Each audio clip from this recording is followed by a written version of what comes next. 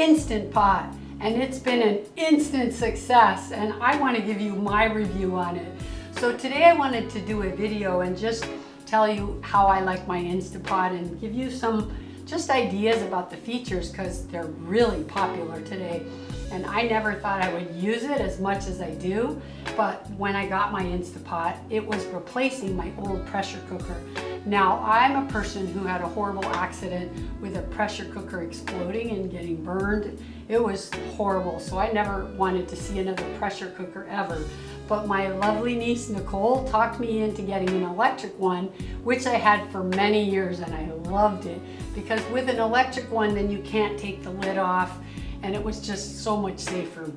So I learned to love my pressure cooker, but after so many years, the non-stick inside of it got damaged, and that's not good for your health. And then Instapots were the thing. So I said, let me try it because it's a pressure cooker along with other things. So maybe today it will help you understand if you could use an Instapot in your kitchen. I know a lot of people buy machines and then they sit in their cupboard, but honestly, I use my Instant Pot. I maybe don't use it every day, but I probably use it 4 days a week. I never feel bad for buying something that I use all the time. And if you like the one that I have, I put the link below this video. I actually have two, because this is the 3-quart and I also have the 6-quart. And I bought the 6-quart first because I'd say if you're gonna get one, buy that one because you can do bigger things, and this might be too small. But the 6-quart is nice because then I do my beans in there. But I bought this one because while the beans are cooking, I wanted to cook my rice. So, and I've never regretted that. I use them both at the same time a lot. So, and tomorrow's recipe, I'm going to be making brown rice in my Instapot because that's tricky. And once you get how to do it, and it's really delicious. So a lot of people give up because Instapots are tricky. The problem is that in a pressure cooker, the water doesn't go away.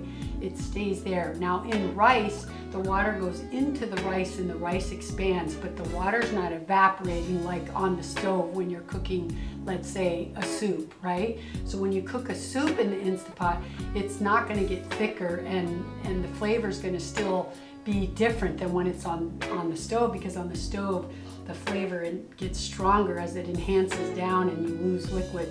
But you're not gonna lose liquid here. The liquid in rice and grains and beans goes into the food, and those grains expand, right? Versus a soup, when you put all veggies in here and broth, nothing goes down because nothing's expanding, it's just veggies. So you have to get used to it. It's a different way of cooking. And my suggestion would be, I'm gonna do some Instapot recipes so you can follow those, or just, there's millions of recipes on YouTube, but just follow them very exact and you won't have any problem.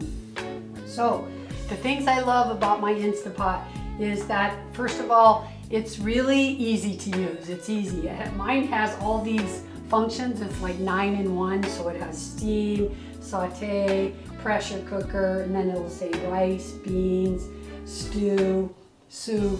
I don't use many of those, but the two that I use all the time is the saute and the pressure cooker. And I love how it talks to you. So the saute, you put it on, and in a few seconds after you select your cycle, you'll hear a beep, and that means, okay, now it's gonna start.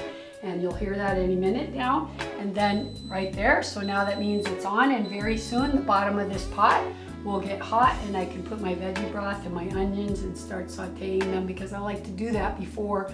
I don't throw them right into my raw soup. I like to do that before I throw the rest of the ingredients in. Or if you wanted to saute some onions before you cooked your beans or before you cooked your rice, you could do it now. So this saute function is beautiful because you don't have to use another pot on the stove. You do it all right here. When you're done sauteing, you just cancel. That turns it off. Add the rest of your ingredients. Yeah, put the lid on.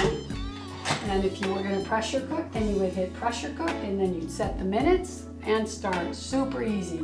So I love how easy it is, and I love that when it's done, I can be out, and 3 hours later I come home and it's just keeping it warm. Now, there's 2 ways to release. You can release by venting, pushing this button, and whoosh, all the air comes out. and that allows you to open the lid when all the steam has come out, or you just let it sit and slowly and naturally it takes the pressure out. And many recipes tell you to vent it and others tell you to naturally release. So if you need help, just go on YouTube and put Instapot recipes. But I'm going to be doing some for you, and I can't wait to show you how I do my rice, because I had a rice cooker and I was kind of sad I gave it away because I didn't make very good rice when I bought this in the beginning. And I was like, oh my God, I gave my fantastic Japanese rice cooker away. But now I've learned to make delicious rice in it.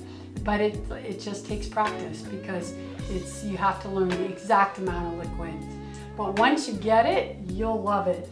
And then these are the kind of things you can put inside. So I've learned to do this too, like for my quinoa, I put my quinoa in here, right? So I put the quinoa and the water in here, and then I put the lid on, and then I put this one, I do it in my big one, but if I wanted to do it in here, then I put it on. You can only use stainless steel or silicone, and then you can put it inside on a rack, and then you put water.